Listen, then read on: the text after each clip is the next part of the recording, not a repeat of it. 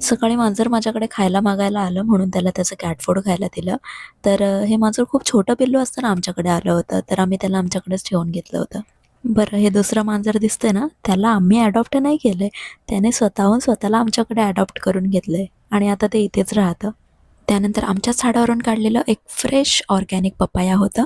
त्याला मी कट केलं आणि it was very sweet and tasty. अभ्यंताला ब्रेकफास्ट करून त्याला झोपवलं आणि मग किचनमध्ये जाऊन दुपारचं जेवण बनवायला सुरुवात केली. पहिलं मुलांसाठी जेवणाचा कुकर लावला आणि नंतर मग आमचं जेवण सुद्धा बनवून घेतलं. आज जेवायला चवळीची आमटी, कोबीची भाजी, चपाती आणि कांद्याची भजी बनवली होती.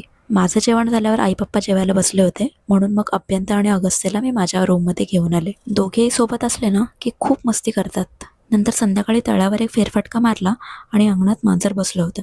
तर अभ्यंत सारखंच त्याच्या मागे मागे धावत होता. त्यानंतर मला आठवलं, अरे सकाळी इडलीसाठी डाळ आणि तांदूळ भिजत घातलेत, ते वाटायचे राहिलेत. मग पटकन जाऊन इडलीचं पीठ करून घेतलं, कारण उद्या टिफिनसाठी इडलीच करायची होती. आणि रात्री सर्व कामं लवकरच आटपली होती आणि मुलं पण लवकरच झोपली होती.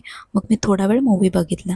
तर असा होता आजचा दिवस. तुम्हाला जर हा व्हिडिओ आवडला असेल तर प्लीज लाईक करा आणि चॅनलला सबस्क्राईब करा. बाय.